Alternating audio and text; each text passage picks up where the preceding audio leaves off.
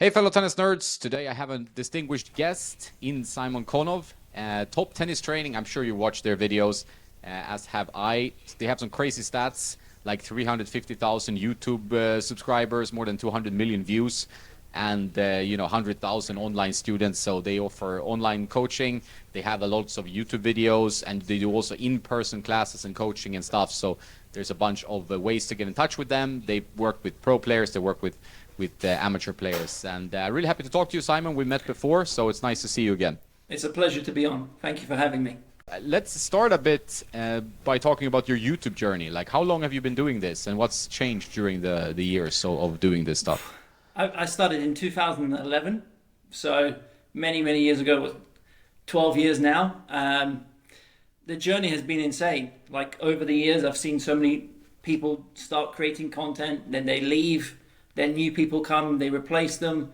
It's been a long, long journey, like building up to this level. But the main thing is still content is king, right? If you produce good content, people are going to watch your videos. If you produce poor content, no one's going to watch you. So it's still the same. And I've always felt like it's all about the level of coaching that you're giving. If people are going to watch your videos. So I've always tried to maintain it, just do my best video after video. Every video is like a movie. You know, when I start to actually edit it, when I start to think about the whole process of what I'm going to speak about, the filming, it's like a movie for me. So every time I produce one, it's like I'm releasing a new movie, in a way. That's cool, actually. I like that attitude, right? It makes sense. I mean, you put much effort into it, so why not see it as like a bigger project? So you do all your editing yourself? So right now we are in the process of hiring a few editors, because up till now it's just been me and Alex, and it takes so long to do one video. So for example, one YouTube video could take 15 hours. From the time you get on the court, you film it, you edit it, because I go over it 3 or 4 times. So I'm editing the raw edit, then I go into the slow motion examples or real-time examples, then I go over some of the audio. So it becomes like a 15-hour job per video, and it's just too much. So right now we're in the process of hiring two editors, testing them out, but it's very hard to find someone who does it to what you want to be done, you know, like your standard and also the vision that you have. So I can see a video being produced in this way, and I give it to the editor and they do it completely different, and I feel like they've ruined that video, so I have to do it myself. So it comes back like almost. With an editor, you go back and forth 2 or 3 times over. So it's like, why actually do this with an editor when I could have just done it myself? So it's hard to find someone who does a good job on the kind of content that we produce. Yeah, I think many people know the feeling. Like you have, it's your baby. You were there on the court, so you know kind of what you want to talk about in this scenario. And then obviously an editor is going to come in with a different mindset, different skill level, different approach. And it's tough to give control away, right? I talked to this. Exactly. I've talked about this with Ian Westerman from Essential Tennis the other day. You know, Okay. and he said the same thing, but like his point was also like you need editors to grow. You know, You so 100%. that's the balance, right? Yeah, 100%. Like if we look at someone, Yeah. some of the new guys online, they've got 3 or 4 guys working for them editing. So if it's just 2 guys editing, we're filming, we're being the coaches, we're wearing all the different hats. Plus you have your own life. Like, you can't spend 80 hours a week just editing, right? So you need the editors to actually grow and compete with the other guys who are coming up right now. Because there's a few guys who are making world-class content. The editing is incredible. So to compete with them, you need a professional editor. Yeah, I think you're right on it, and it's something I think we all think about. Like I also do a lot of editing. I love the process of editing. I'm not very good at it. As with other things, but you know, it's something you try to improve, but at some point you probably have to relinquish some control about it, you know, and 100%. that's just how it is. And now the competition on YouTube is more than ever before. Is that something you notice with coaching, like that it's more and more online coaches now on YouTube and other platforms? If you go on Instagram, there's about 10,000 people making content on Instagram right now. So if you go on YouTube, it's still much smaller than, for example, Instagram. But once you start to grow Instagram and focus on that kind of content, I get lost watching all these different people. I've never seen them before. Like, there's 50 different people that pop up on my feed. But with YouTube, it's kind of like the main guys are still established, and then you have all these younger guys who are doing a very good job, and they're trying to catch up, and they're producing content in a different format. I think the older guys, the guys who have been doing it for a long time, their content is more like almost like a documentary. You can watch it and they go over one stroke, and you feel like you're watching something on TV. Whereas with the younger generation, you watch their content and it feels like you're watching something on Instagram or Facebook. All the different edits, all the different scene changes. So there's a lot of editing going on with the newer generation. And I think they kind of tailor towards that younger generation. So it's like a case of, okay, we need an editor also just to make content for that generation as well. It's like with the Mr. Beastification, you know, it's like everybody watches Exactly. like how can you maximize, for example, like people engagement, and for you know, they watch longer, they click more easily on the thumbnail and so on. And but what would you say is your main audience? Is it maybe a little bit older? It's something I noticed. Like I think my audience is older, for example. I think right now it's 25 to 44, that range group.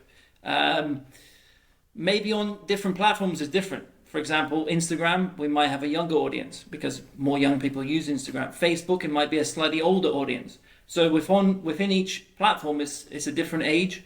We also notice a difference with the sexes. For example, on YouTube, it's more male. It's like 90-10. But then on Instagram, it's like 80-20. And on Facebook, it's like 60-40. So within each platform, it's like there's a massive difference. In terms of YouTube, I think 25 to 44 is our kind of age group that we have the biggest audience within. Obviously, the different channels makes a difference. But if we go back to the start, like you and Alex, how did you get to meet and decide to start this thing together? So I met Alex playing futures. So I saw Alex. He was already about 700 in the world, 600 in the world. We met in Portugal. I was playing a futures out there, one of my last events before I stopped. 2007. So we met there, and then 2007 I stopped competing myself, and I started coaching full time. So I was working already as a coach for like 4 years until 2011. And then 2011 I started working mainly with performance players, like high level performance players, national players. And I was doing a lot of good work with a lot of these players. They were playing like Tarbes, Ray, all the big events. And I was exhausted. I was doing 60 or 70 hours a week on court. And eventually one winter I got really ill and I ended up in hospital, and I couldn't work for a month. And during that time, I came across Fuzzy Yellow Balls online. It's one of the original tennis YouTube channel, right? So it was Fuzzy Yellow and it was Essential. Those two were the pioneers. They kind of paved the way for everyone else. So they started, I think, 2009. And I was watching their content while I was in bed. I couldn't get out of bed for about a month. And during that time, I had a kind of an idea, why don't I start something online, like a website? Because the issue I had was your time is limited. You can only work with 1 hour with one player, right? But I felt like I had all this information and all this knowledge to help people. So I actually started it more for my own players. So I kind of set up a website, because I was dealing with the same issue over and over again, like the ball toss and serve, players not using their body, players not using the legs, lazy footwork, all the things that we see on a daily basis. I was dealing with this every single day. So I kind of set it up for them. And I said, look, I'm doing 1 hour a week with you. Instead of just learning 1 hour a week, you can go on my website, you can watch all the free videos, you can read all the articles, and it will help you improve your tennis quicker. And then from there, I went to Monte Carlo and I filmed a few players in slow motion, and I realized that people were actually clicking on it. I was getting like 10,000 views, 20,000 views, and I was like, wow, this is impressive. So I did it myself for 3 years, from 2011 to 2014. And then in 2014, Alex joined my club. So he had knee surgery. He was like 200 in the world. He had knee surgery, and he realized he wasn't going to get back on tour. He was like, look, he's already had, that was his second time having knee surgery. So he joined my club, and he saw me filming one day. And he looked at me and said, "What the hell are you doing, dude?" So I said, "I'm making a YouTube video." And he was like, "Do you have a website?" And I explained to him, and we started speaking. And a long story short, I said to him, "Why don't you do a few videos together, and we can do some hitting, we can do some drills, get involved with it." And from there, we've kind of been a team. So 2011, the website started. It was slow at the beginning because the first few years is kind of like a very slow growth. Then 2013, it started to take off.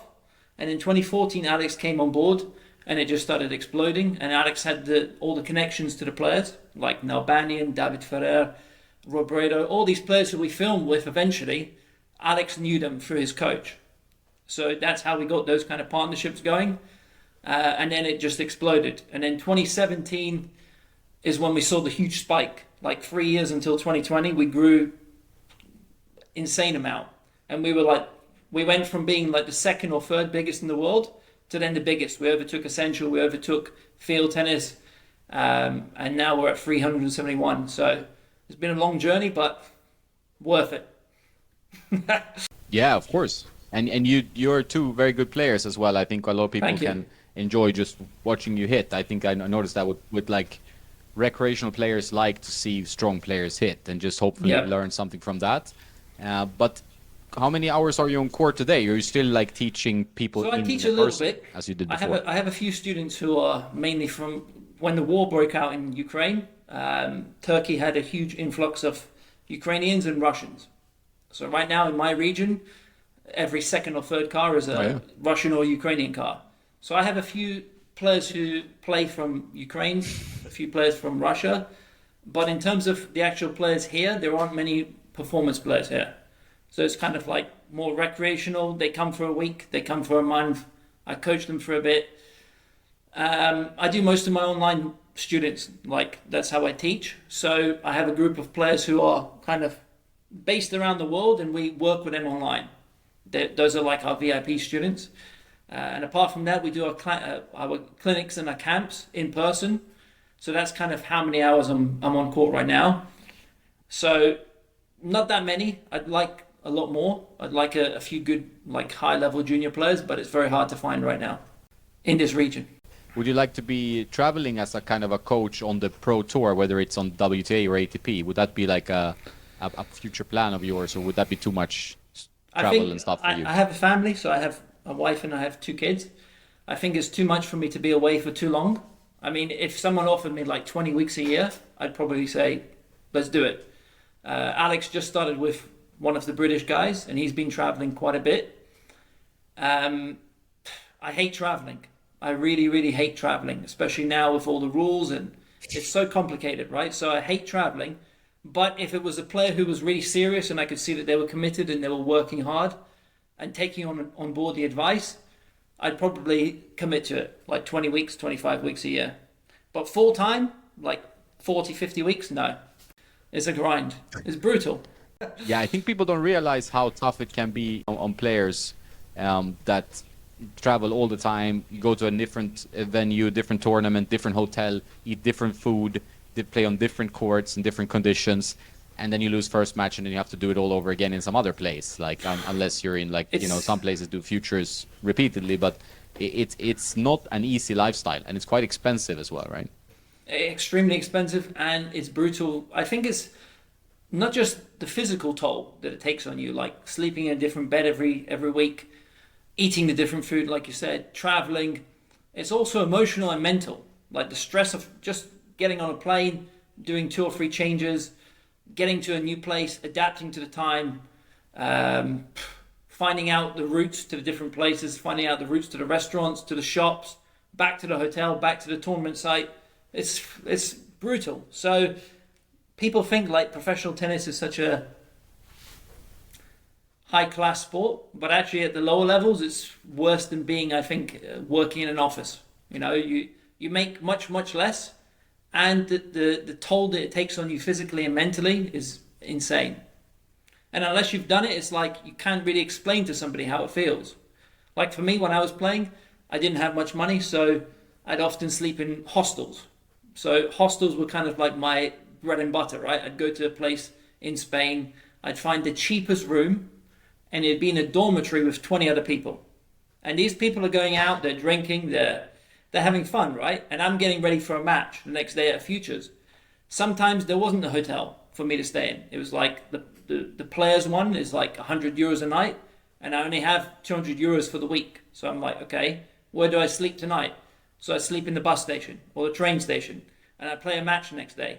So it's a real grind, you know. People don't realize that to make it as a pro player, I think the first thing you have to think about is, are you coming with either a sponsor, or are you coming from someone who has some money in the background, you know? Do you have wealthy parents? Let's put it that way. Yeah, I think that's a thing that people don't realize. Like it's such a pro if you have, and I know some players that have like wealthy parents, and that can help them go and really compete without that extra pressure of like, where do I eat tonight? What do I eat? Do I have to stay in this pretty shitty place, you know? Exactly. And it, like the conditions can be quite bad, like if you are on a severe budget, you know? So like I talked to a lot of players who are either on the tour or just stopped playing on the tour. Yeah. And a lot of them seem to have like some PTSD, you know, from like, oh my God, it was bad, you know? It was rough. It's like, and then how are you going to perform at your best? Precisely. I mean, I think unless you've got a sponsor, or you've got the federation behind you, or your parents are extremely wealthy, you're suffering on the tour. For the first 2 or 3 years, you're going to suffer. You're going to be sleeping in the worst hotels. You're going to be eating pretty bad food. Like, you're not going to be going to a nice restaurant and paying €50 for a meal before a match. You're going to go and buy some cheap stuff from the local deli or whatever. And you don't make anything. Until you hit like 250 in the world, you're losing money.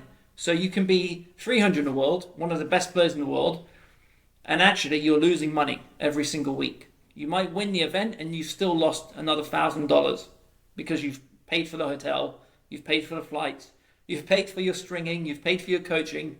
You're down 1,000, but you've won the event. It's insane, you know. Tennis needs huge changes. Like, yeah, it needs massive changes. Do you have any ideas what they could change, do you think? Well, I think the simplest thing is if you've got, I think it was 17.5% of the revenue that tennis generates goes to players. If you compare that to a sport like the NBA, 50% goes to players. And then in the Premier League, the footballers are getting 60%.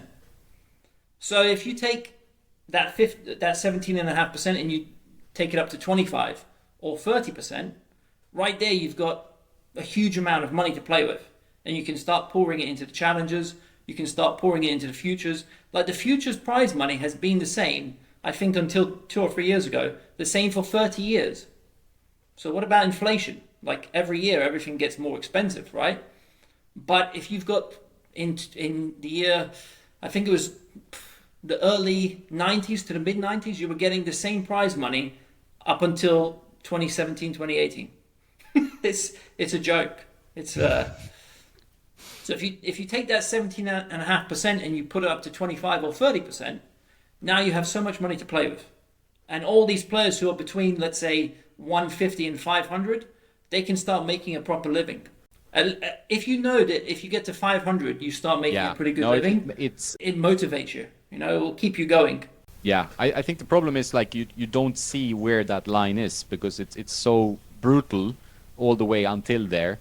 And since the prize money is so bad, like I think people don't realize, because a tennis player covers all their own costs, you know. So the problem is like the prize money you get, that just gets eaten by a lot of the expenses, you know. So I think that is an issue that you don't see. Like if you play football, you get a salary and you go on a player bus and it's all paid by the team or the club.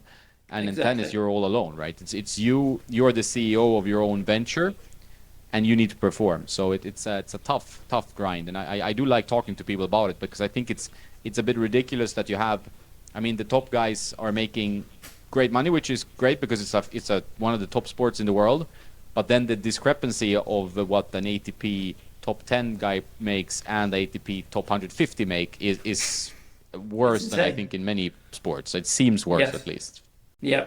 If you take a player like Djokovic, if he was to win 2.5 million at Wimbledon, or if he was to win 2 million, for him it wouldn't make a big difference, right? But if it's the guy who's playing the first round of qualies or the first round of the main draw, if he's making, instead of $50,000, he's making 100,000 or 200,000 for that first win, that makes a huge change for him. He can fund himself for the next year or the next 2 years with that one win. So, yeah, I'm all about the PTPA.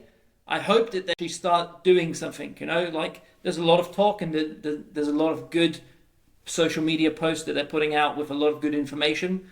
But I hope it actually transpires into something positive for the sport.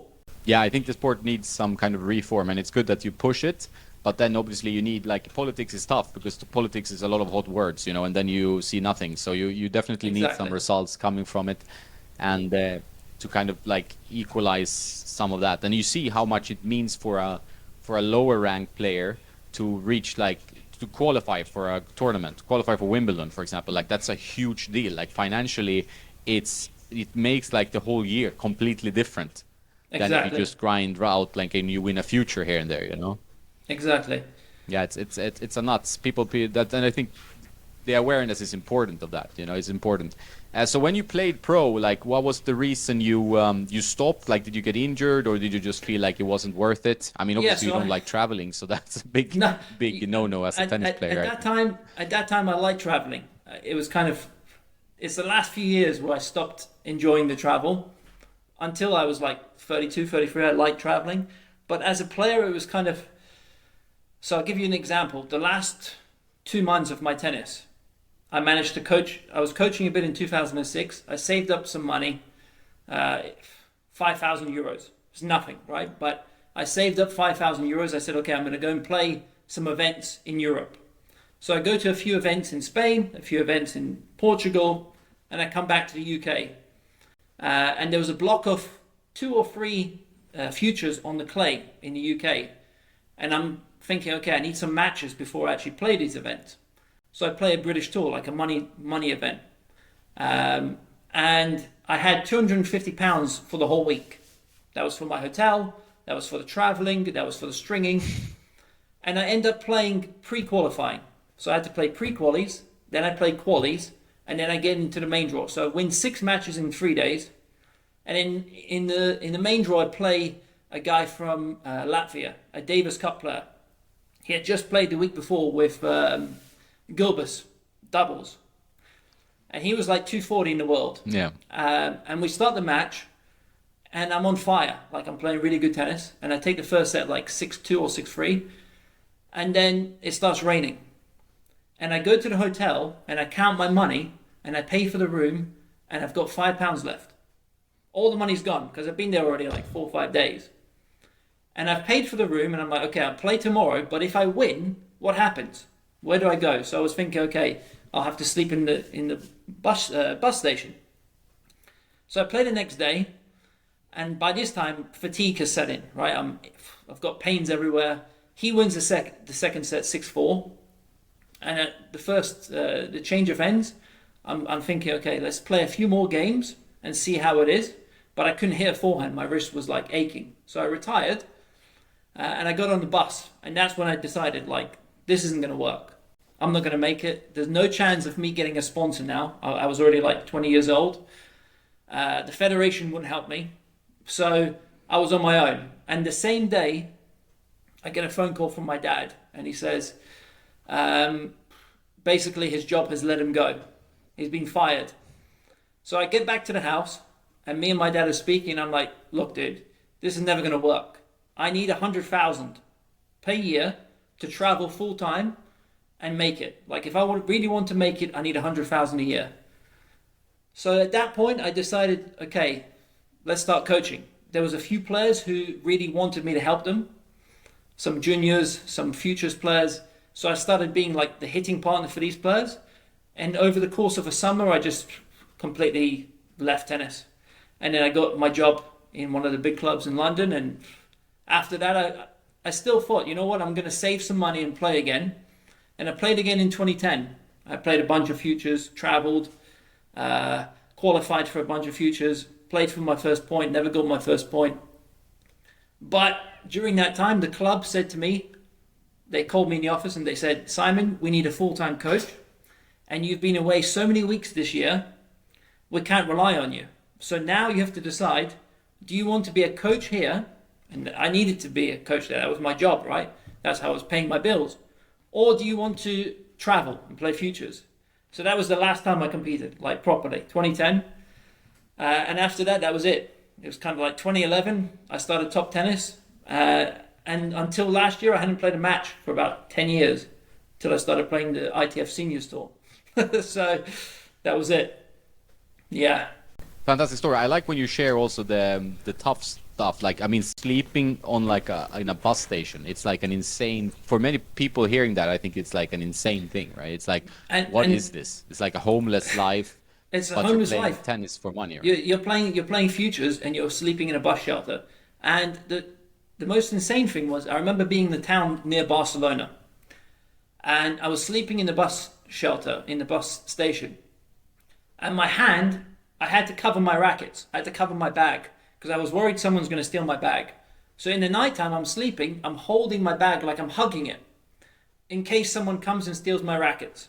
And that was kind of, the mindset back then was insane. Like, my mindset was survival. I was just surviving. Like, I lived in a pretty bad area in London as well. So for me, it was kind of like normal to be in bad situations all the time. Especially in my area, I was one of the only white guys for my age. So it was like Somalians, Sudanese, some of the most dangerous people in London lived in my area. So for me, I was kind of used to that situation, but you have to play a match the next day. It's a different kind of vibe, you know? So it was horrendous. Looking back, like, there's no chance I could play my best tennis. And so how did it feel when you got back, even if, okay, this is the, non-prize money tournaments, but just getting that like competitive juices out for the seniors or masters tour? I loved it, honestly. So I started last April 2022. I played my first match in 11 years. And then I played 4 weeks in a row. And the second week I played, so the first week I played a player from Iran in the final, a Davis Cup player. I ended up injuring my hamstring in the tiebreak, the first set tiebreak, and I pulled out. Then the next week I played a number one in the world. He's a German guy, and he was number one for 35s and 40s. And I ended up almost beating him. Like, I had chances. There were some points where I could have won that match, but I lost like 7-6, 6-5, 7-6, 7-5. And then the next week I played the final again. Lost to a German player, another German player. And then the fourth week I won my first event. And then after that I won like 2 more events. And then I played a match in October last year, and I lunged for a wide ball at the net, lunging for a wide backhand volley. And my knee hit my rib and cracked my rib, broke my rib. And I haven't played since then. Oof. Yeah, it was so painful, man. I couldn't play for 4 months. Yeah, so I didn't play from October till like mid-January. I started hitting balls again. And then from there, I was preparing for the Masters, like the World Championships in March. And then the week before the event, I have the phone call from the estate agent saying, your house is ready. Like, it's time to move. So I had to move. I didn't have the chance to actually play. So the next event's probably going to be like September, October. And we'll see how we do. Like, I love competing. Competing is the adrenaline you get, the feeling like you're in a fight, you want to win, he wants to win, and it's a battle of the wills, right? So I love it. Yeah, and it's a nice way to be able to get that feeling back without putting too much pressure on you that you have to make a living doing it, and exactly. And it's a little bit less aggressive maybe than Futures Tour. Futures Tour can be quite aggressive. I've had some weird, like I played maybe 8 events as something like that as well on the ITF, or maybe 6, but and I've had some really weird like line arguments with strong players, like high ranked players, that after one game they lose their shit. It's like one game. And it goes into that. It's a funny tour, isn't it? You meet some real funny characters.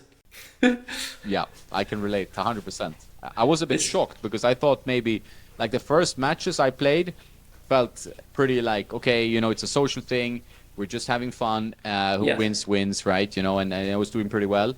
And then I played one tournament which was very strong. Like all the players were like, ex-high-level competitive players. Yes. And they were like sharks, They were like, they didn't want to win at every cost possible. Whatever it takes. Yeah, exactly. And I'm sure the players you played were the same, since they were such a high level players, you know, so strong players.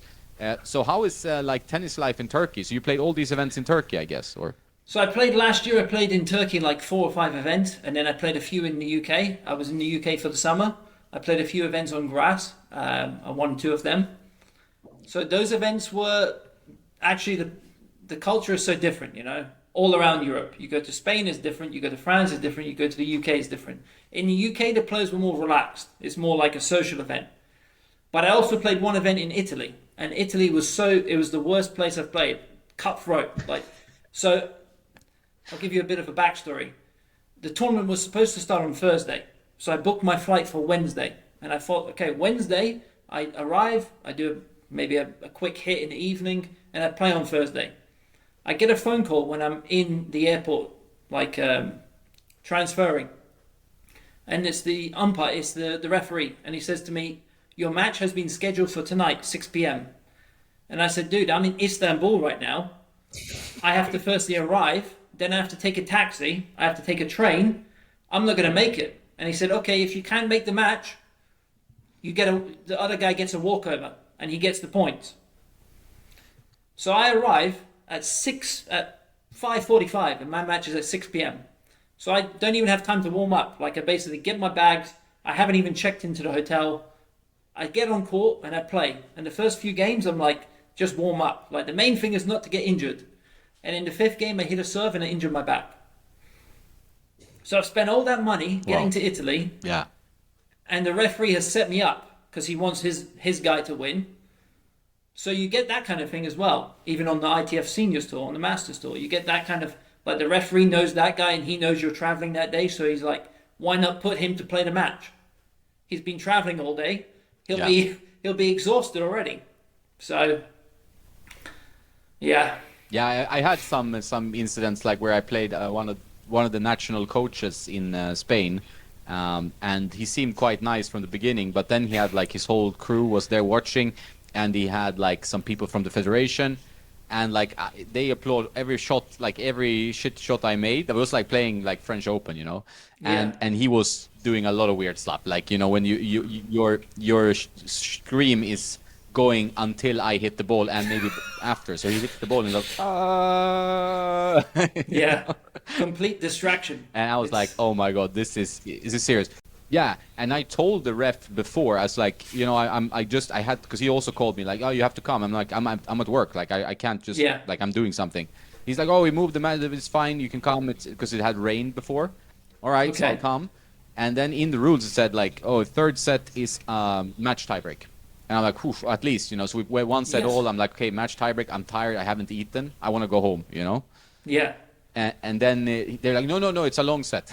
I was like, oh, Jesus Christ. It's funny that you think it's going to be more social, and I like the competitive aspect, but I like the balance of social and competitive, not too competitive, because then it's silly because there's no prize money. Like, we're not competing for like anyone's life or just 5,000 euro. Exactly. But you felt like overall that you enjoy these events. Like, this is you have fun playing them. You know what? I enjoy the matches. Like, I enjoy competing. I love playing those competitive matches. But the waiting around, the organization. Sometimes you wait 6 hours for the match. Like, I don't have 6 hours just to spend for one match. Oh. I could be doing a lot of other things, right? You're waiting around. So all of that kind of puts me off. But if I know the match is at 10 a.m. and I'm finished by 12, okay, great. I can set up the rest of the day, can have whatever else I'm doing. I know that it's kind of easy to follow. But if they tell me your 3rd match on court number 15 and the first match is 10 a.m. and I show up at 2 o'clock and the second match is still like in the first set, you're like, damn, I've wasted another day. So that aspect kind of puts you off. But if it's well organized, if the referee is kind of professional, if everything is kind of fair for all the players, it's great. Yeah, I think maybe sometimes like the World Championships, I've heard from my friend Henrik, who also played these events, he says it's better organized. I've had some really like bad experiences with people withdrawing in the last, like, you know, you have a group of 5 players and then 2 guys withdraw and you're like, okay, I'm playing final first match. You know, exactly. It feels like, why did I come to this tournament. You know, Yeah, it's like pointless. exactly. Did you have any of that situations where people would withdraw? Yes, so there was a few events where I actually was on the court waiting for the match, and the opponent never showed up. And it's like an hour passes, and then they give you a walkover. And I've driven like 3 hours one way, and the guy's like, okay, your match is now tomorrow. So I have to drive back home 3 hours and come back the next day for the match. So that's happened to me at least 4 or 5 times. I think it's something that they need to actually clamp down on. You know, like if you don't show up to the match, if you're entered in the tournament on the Sunday before the event and you don't withdraw, you get a penalty. Like you pay the fee, but you also pay a penalty. And if it's the match day and you don't show up, you pay a bigger penalty. So you pay $1,000 or you pay $500 for wasting not just the opponent's time, but the referee's time, and you've ruined the whole draw. Like you say, it goes straight from first round, like a round robin, to a final. I think penalize the players who don't show up. Yeah, I agree. I think they need to be really much stern. Now they're just like, okay, you know, if it happens again, we might have to take action. You know, like, come on, like you sign up, you're an adult. But in this senior store, like these are adults. These are not kids, right? Come on, like it's not that hard. When it comes to like pro level tennis in general, do you watch a lot of tennis? Like, do you keep up to date, or do you don't have time because you're working a lot? I watch a lot of highlights. So I watch any big match that I see, like Alcaraz playing or Djokovic or Nadal. Any of the big guys, when I see them playing, I always watch the highlights. Like, I like to keep up to date with what's going on in tennis. And I also watch a lot of so I almost look into the players who are coming up to challenger level, especially the younger guys. So if someone's 18 or 19 and winning challengers, I want to see what they're doing. Like, are they bringing a new type of tennis? Is it something that's different? How do they play? What's their technique like? For me, tennis is all about, like, one of the main reason I love tennis is the different styles of the game, and also the different techniques that we see. Has there been like a trend shift, like in recent years, like with guys like Alcaraz and Sinner, who hits the ball harder than ever before? Or do you still feel like you can play pretty much whatever tennis as long as you have the tactics and the mental part of it?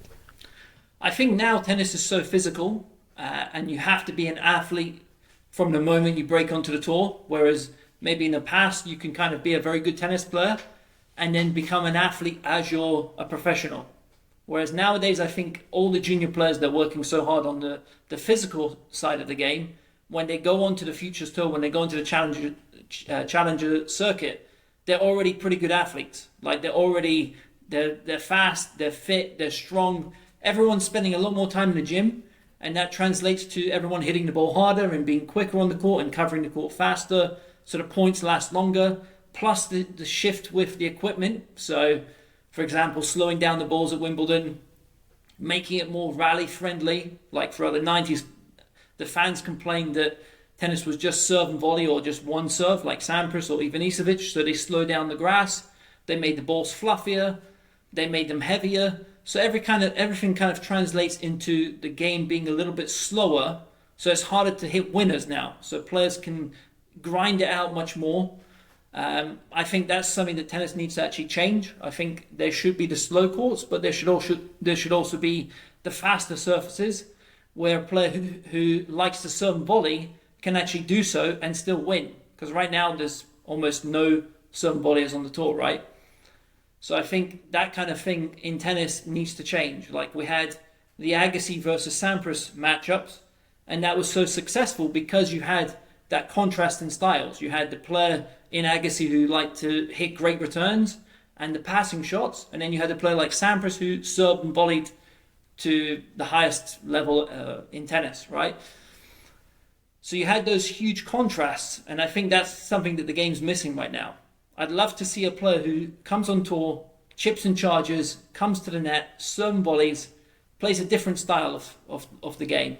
Tennis is the best when the contrasts of styles kind of clash, and it's kind of like who can get their game, you know, impose their game on the other guy, right? That's the most interesting part. And when players are two-dimensional players, like hitting from the baseline, they're both like close to 2 meters, they both hit bomb serves, and they have no weaknesses with the ground strokes, because you can't have weaknesses, it seems like today. Yeah, it's not the most exciting product to sell to the audience, you know, like it's not. It's more fun to see like Fabrice Santoro try to to like find a way through a hard hitting Wizard his player way or around. someone who hits with massive spin. You know, you see that different contrast. Exactly. Do you think like we need to change some rules or change some equipment requirements maybe to kind of get a bit back to that, or do you think it's just going to keep going because it's getting faster and faster and faster every year? Yeah, I mean, I think if you go to, all the things about the stringing, the rackets. Like I've never been someone who's studied that, so I couldn't talk about that in huge depth. But I know that the balls are more fluffier. I know that the grass is now much. They've changed the type of grass you use at Wimbledon, and they've changed the length of the grass. Even at the US Open, they're putting more acrylic on the courts to slow it down. At the Aussie Open, so all of this kind of helps the player who likes to stay on the baseline. So someone like a Nadal or a Djokovic, that was kind of perfect for them, right? It was at the same time that those two players kind of made the leap to number one and number two in the world. Then you had a player like Federer who plays a more all-court game, and he suffered because the court slowed down, the ball slowed down, but indoors he was still killing everybody because the courts were still quite quick. So I think it comes back to the fans actually have to request it. The fans have to say, look, we want to see a contrast of styles. We don't just want to see baseline rallies all day long. We want to see someone who serves volleys. So mix it up. Like, you don't have to have, out of 40 events a year, all the surfaces to play exactly the same. Like playing on grass now is like almost like playing on a hard court. Grass should be special because it's quicker bouncing, a slice is more effective, a serve and volley is a better tactic than staying on the baseline and grinding away. So I think it comes down to the authorities to actually say, let's make these differences with the balls, with the surfaces, and actually inspire and help players who like to play a different game style. Because you're always going to have the grinders on clay, and you know that if you go and watch a player on clay, the rallies are going to be much longer, and the points are going to be more physical. But you should then have that option of, I want to go to Wimbledon and see players who serve volley. Yeah, I think it makes sense. And what kind of style do you bring to the court? What's your you're an aggressive player, right? I like to play aggressive. I like to play all court. I like to come to the net. I like to take the return on the rise, come to the net. I like to play kind of, Sampras was my hero growing up, but Agassi was also my hero. So Agassi and Sampras, I kind of tried to take the best from both of them and try to put that into my own game. So I like to take the ball on the rise. I like to come to the net. I like to serve volley every now and then to throw off the opponent. So, yeah, I like players who play like me. Like Alcaraz does it a bit. He likes to come forward a lot more than most Spaniards. And I think that's from Juan Carlos. I think he's kind of installed that into him, like get to the net, finish the point. So I like to watch him. He's the most exciting player for me right now.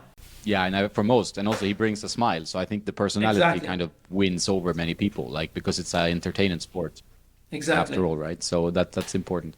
You recently told me like you moved to Turkey, made a big step. You're moving to Turkey from the UK. How has that been? Like, how has that move been for you and your family? Yeah, it's been a big change. The main reason we came was for the sun, for the weather. The UK weather being so bad most of the year. It's kind of like, if you're in the UK, you know you're going to be indoors 9 months out of the year. And my dream, my goal has always been like, where can I build a little base, even if it's 2 or 3 courts? And at the time, the land was quite cheap in Turkey. So I had a lot of places like scouted out that I thought, this could be a top tennis training academy. It hasn't happened yet, but it's something that I'm still working on. So that's kind of one of the main reasons I moved. And also just the more outdoor kind of lifestyle. My kids can go to the beach every day. We can play outside in the sun. It's just a healthier kind of lifestyle than being indoors all day. Yeah, and how is their tennis life? Like, there's quite a popular sport around where you are, right? With a lot of futures. Yeah, there's like 45 futures a year here in Antalya region. But it's a funny one because you have so many foreigners. It's mainly foreigners playing, right? There's not that many Turkish players who are actually competing week in, week out. I think the sport culture here is like most of Europe. It's all based around football. So football is the biggest sport by miles, and then basketball is quite big. Tennis is, I think, maybe 6th or 7th on the list, right? So it's it's not like being in Spain. In Spain, everyone plays tennis. It's like every 2 or 3 streets, there's a couple of courts. So the culture is very, very different. Yeah, I can imagine that. I can imagine that. Like, it depends a lot of what's in the culture, and here it's tennis and paddle and maybe a little bit of golf generally, right? And Yes. what do you see for your kids? Do you think they will become tennis players? Is that something you'd want for them? To be honest, I don't see that. My son, he plays. My daughter, she plays a bit as well. But it's such a brutal sport. And I've been through it myself. And I know what it takes to actually just reach the lower levels of professional tennis, never mind the higher levels. So I think if you're going to really do it, you have to commit to it. And it's something that the whole family has to commit to. It wouldn't just be the child, it's like the mum and dad has to commit to taking them to events every weekend, to paying all this money to coaches. The families suffer. I see a lot of tennis families breaking down because their kids are trying to go pro, and I don't really want that in my own family. So if my son said to me tomorrow, I want to be a pro, I'd help him as much as I could, but it's not something that I would encourage. There's a lot more easy ways to be successful in life than tennis. Yeah, I think that's a good point. Ian said the same thing the other day. It's like, he was very strong on like one way to break your relationship with your kid is to have them play professional tennis. Like that, Yep. that parent-tennis relationship is very, very difficult to manage. It's insane. I had that with my dad.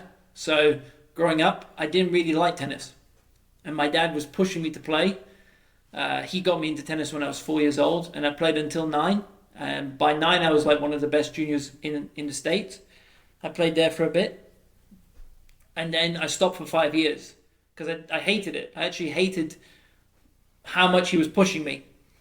And then when I started again at 14, I started liking it, and then I fell in love with it. But it was because I was pushing myself. It wasn't like he was telling me, let's go to practice. I was telling him, tomorrow we'll wake up at 6, we get to the course at 6:30 before I go to school. So I think if it comes from the child and they're self-motivated, they want to actually improve, they want to play, then it can be a good thing. But if it's coming from the parents being pushy, best way to divorce your spouse and break up the family, in my experience.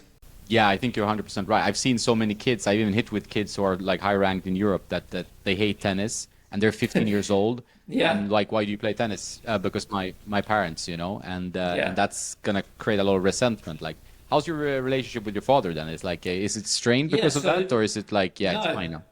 Now it's fine. Like when I restarted at 14, it was because I wanted to. And I think he learned his lesson up until the age of 9. He was pushing me so hard. And I think he kind of reflected back and said, why did I do that? Like, he could have still been a very good player without me being so pushy. So I think by the time I restarted at 14, he was much more relaxed. He was much more laid back. And then we had a great relationship. So now we're good. But when I was a kid, up until 9, I really didn't like tennis, and my dad was the reason why I was playing, and because of that, I slightly hated him. Because he was pushing me to wake up at 5:30 to go to the courts at 6 o'clock before school, and you're like, I just want to sleep. It's intense. Yeah, it's intense, and I think for many players, they can relate to that. Like, it's because tennis, you need so much quantity training, and like a parent that pushes you can really hurt your self-motivation, as you said. I think you put it very nicely there. Changing the tack a little bit, like when you Yes. work with players on like recreational players, probably a lot of them listening to this one, what like are you seeing over and over again? Like, is there any patterns you're seeing that you think we could change or could be better communicated, or what's the biggest problem you think for most intermediate tennis players? I think number one thing is players have an idea of how they play in their heads. Like, I think I play like Roger Federer, but I watch myself and I see I play nothing like him. But for most players, they have a vision of how they play. And only when you show them back, when you see on camera, actually, this is how you play. Like, you think you're doing this on your serve? Let's watch it. And I showed them, this is the slow motion of your serve. Then they understand what they're actually doing. So I think the best way for players to learn is through recording themselves and watching it back, analyzing it, comparing it to the pros, and looking at the fundamentals. Like every stroke has the fundamentals. So Nadal's serve is very different to Djokovic's, which is very different to Federer's, which is different to Sampras's. But they all share the same fundamentals.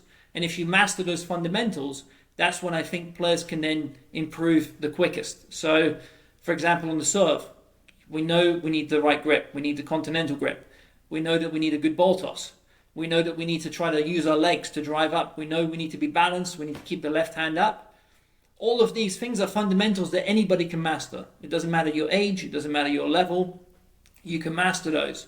And I think two of the things that are so often overlooked by club players is, number one, how well do you actually track the ball?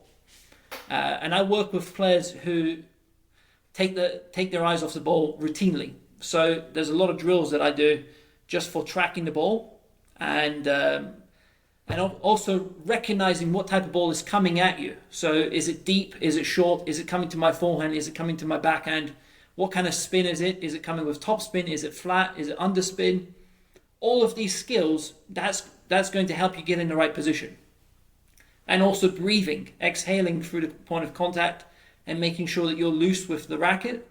All of that can be worked by anybody. It doesn't matter your level. So all of these things are fundamentals that I always try to teach in my videos, and all my students are constantly working on. Yeah, that's great. I think that's 100% right. Like you have to always start with the fundamentals, and then you will enjoy tennis more. Because I think tennis sometimes suffers, although it's a beautiful thing that it's such a difficult game to learn. There's beauty in that. That's why I love it. But some players, like they give up, or they want to go to padel, for example, in Europe, or pickleball in US, especially because it's such a difficult sport. You know, do you? But many people are obviously like lifers. They are really obsessed with tennis. They want to keep learning. Do the students that kind of travel, like, do you still do like sessions like you did in Malta, where you have people coming, Yes, traveling to work with you in person? Does that still happen? Yeah, so 2019, I think Malta was our last one until last year. So we had 3 years off just because it was so tough to actually book a venue. During 2020, we had so many events booked in, and we had to cancel everything. The venues lose money. It was just a nightmare. So we didn't do anything until last year. And then last year we had one in Spain, and a bunch of the people who were in Malta with us, they came back to Spain because they said, look, we loved Malta so much. We loved your coaching. We wanted more help from you in person.